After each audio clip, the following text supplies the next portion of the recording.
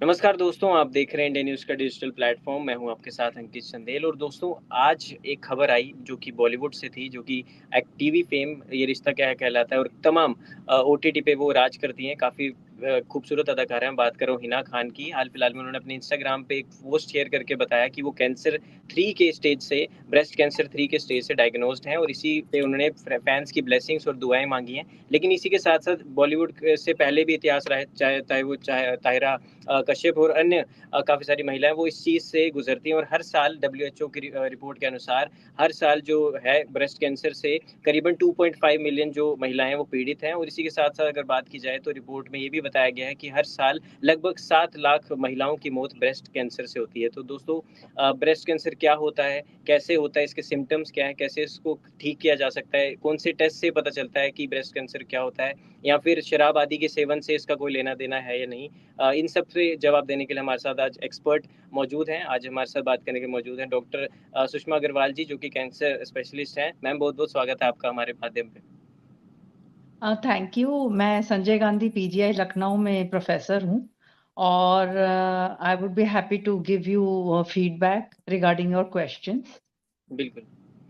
जी ma'am आपकी expertise से जानना चाह रहे थे। सबसे पहला मेरा एक बेसिक सा सवाल है, जो कि एक आम आदमी का एक सवाल है कि सबसे पहले मैं ये जानना चाहूँगा मैम, आखिर ब्रेस्ट कैंसर होता क्या है? इसके कितने टाइप्स हैं? एक बार आप विस्तार में अगर थोड़ा-सा बताएँ मैम।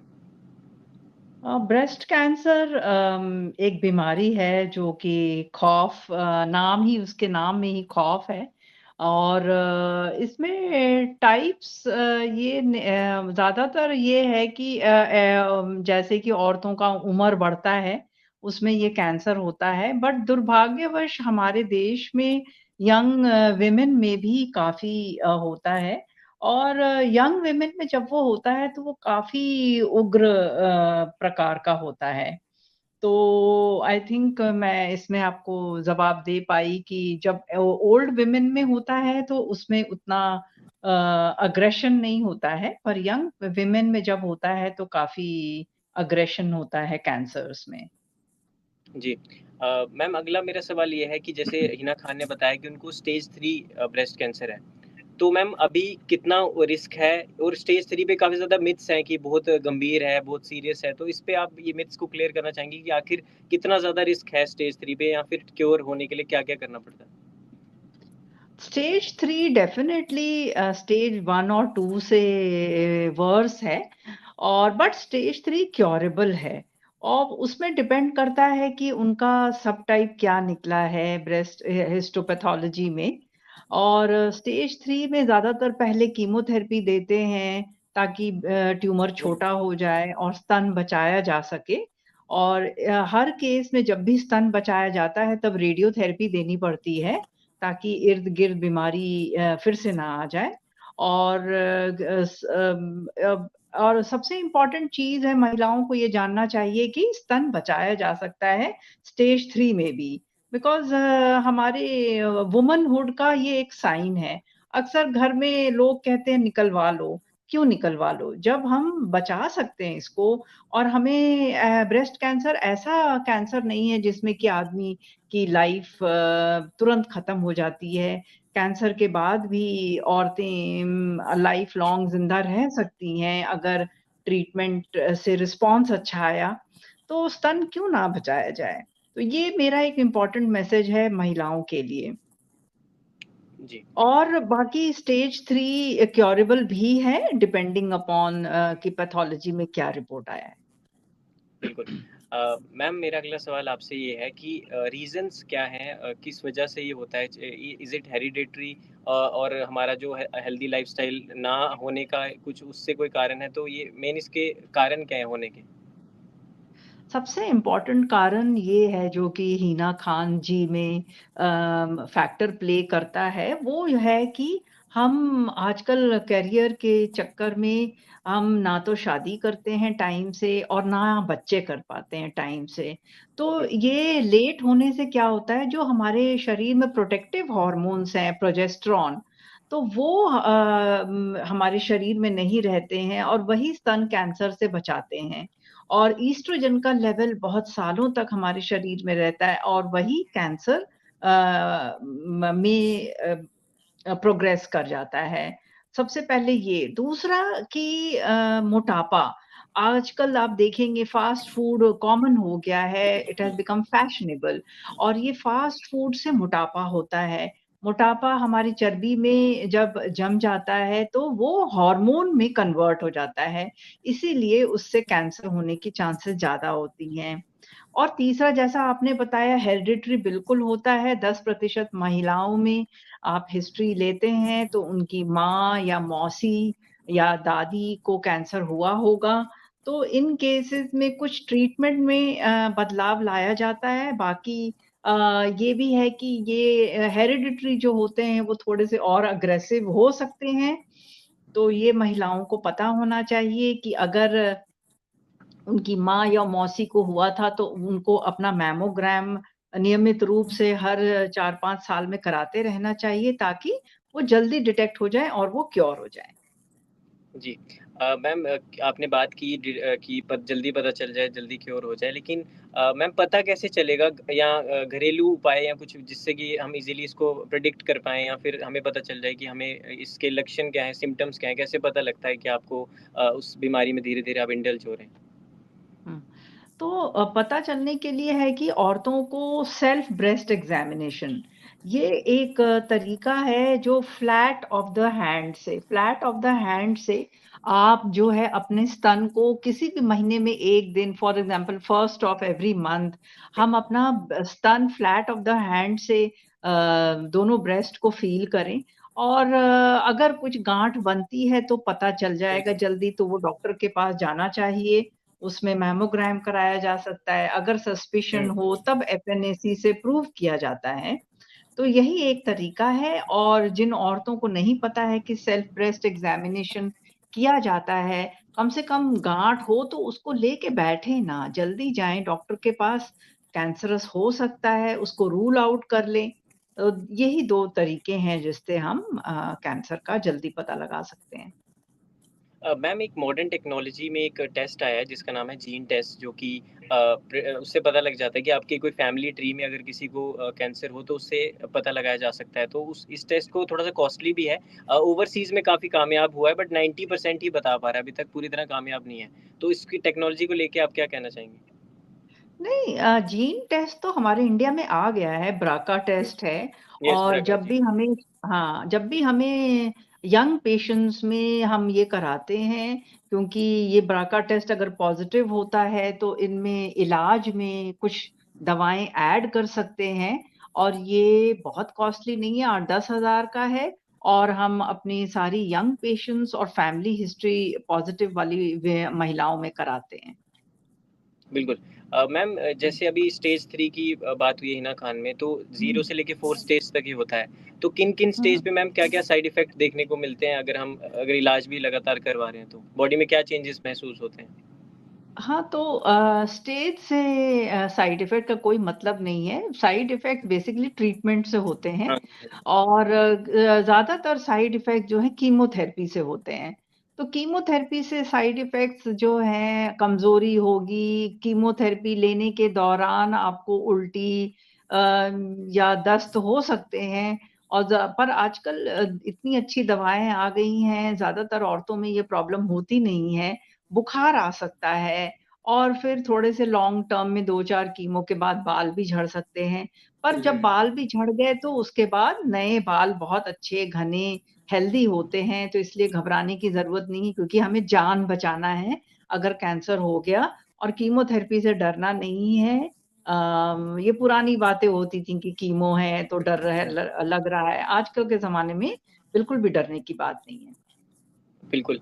मैम, एक सवाल आपसे और है कि जिस तरह आपसे मैं पूछना चाहता हूँ कि कौन-कौन से जो उम्र के लोग हैं वो हाई रिस्क पे हैं ख़ासकर इस बीमारी की अगर हम बात की जाए?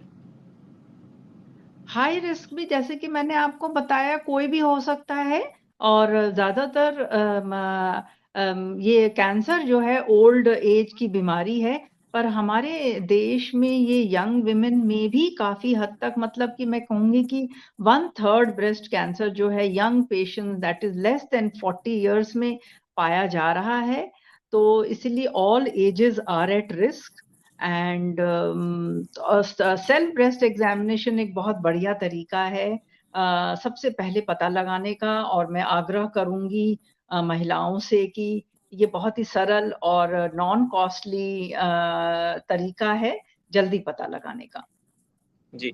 मैम आखिरी 2 सवाल आपसे पूछना चाहता हूँ। एक तो मैम बॉलीवुड में एक फ़ैशन बन चुका है पार्टी करना, स्मोकिंग करना, ड्रिंकिंग करना, ये सब तरह के ड्रग्स जो है पार्टीज़ में हमेशा देखते हैं हम, कोई किसी पार्टी में कर रहा है, कोई कुछ चीज़ करते हुए पकड़ा जाता है चीज़ें, और मोस्टली काफ़ी सारी एक्ट्रेसेस भी जो हैं जो इस तरह के चीज़ों में इंडल्ज होती हैं। तो मैम क्या इन सब चीज़ों से या इस तरह के जो हेल्थ रूटीन्स हैं, जो बैड हेल्दी लाइफ़स्टाइल है, ये कुछ इसका कुछ फ़र्क पड़ता है या फिर इन चीज़ों से कुछ बीमारी का कोई लेना-देना है? बिल्कुल है, अल्कोहल से मोटापा होता है, अल्कोहल से शरीर के काफ़ी सारे कैंसर होते हैं, और लिवर कैंसर होता है, स्टमक कैंसर होता है, यूरिनरी ब्लैडर और किडनी कैंसर।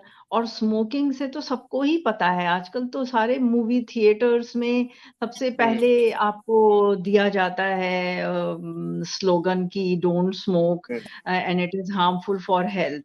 तो स्मोकिंग से या तंबाकू से, हमारे जैसे कंट्री में लोग स्मोकिंग के अलावा तंबाकू चबाते हैं या जीभ के नीचे रखते हैं, तो उससे मुँह का कैंसर होता है, और अगर स्मोक किया तो लंग्स कैंसर होता है, और बाकी शरीरों में भी स्टमक कैंसर और पैनक्रियाटिक कैंसर और urinary bladder cancer, breast cancer भी होता है। तो ये नेचर ने ये हमें नहीं दिया है, हमने इसे अडॉप्ट किया है। तो जो हुँ, भी नेचुरल नहीं है, वो लाभदायक है। तो इसीलिए it is not at all fashionable, it harms us. और मैं आग्रह करूँगी महिलाओं से कि अ, ये इसको फैशन के तरीके से ना अपनाएँ। और हमारे देश में एक अच्छी चीज़ है, क्योंकि औरतें कम स्मोक करती हैं हुँ। वेस्टर्न वुमेन के कंपैरिज़न में, इसलिए लंग कैंसर औरतों में कम पाए जाते हैं एज़ कंपेयर्ड टू मेन। तो इसीलिए मैं आग्रह करूँगी कि फैशन ज़रूर करें, पर स्मोकिंग और अल्कोहल ना लें, और अनेक बीमारियों से बचें। जी मैम, ये तो ब्रेस्ट कैंसर की मैम बात हो गई। महिलाओं में और भी कई तरह के कैंसर जो हैं वो बॉडी में हो जाते हैं। तो मैम किस-किस टाइप्स के जो कैंसर हैं वो महिलाओं की बॉडी में हम हमें मतलब देखने को मिलते हैं या फिर वो फेस कर सकती हैं कभी फ्यूचर में? जैसा कि जिन कारणों से मैंने स्तन कैंसर बताया है, वही कारण ओवेरियन कैंसर में भी हुँ, रोल प्ले करते हैं। और आजकल चूँकि फ़ास्ट फूड और मोटापा औरतों में काफ़ी कॉमन है, क्योंकि हम अपना काम खुद नहीं करते, सर्वेंट से कराते हैं, हमारी फ़िज़िकल हुँ, एक्टिविटी कम है, तो मोटापा होता है। ओवरी कैंसर आजकल काफ़ी कॉमन हो गया है हमारी देश की महिलाओं में। और तीसरा, नॉर्थ बेल्ट में गॉल ब्लैडर कैंसर भी काफ़ी कॉमन है, और वो भी मोटापे से मोटापा या तो पानी में पॉल्यूशन, उसकी वजह से होता है।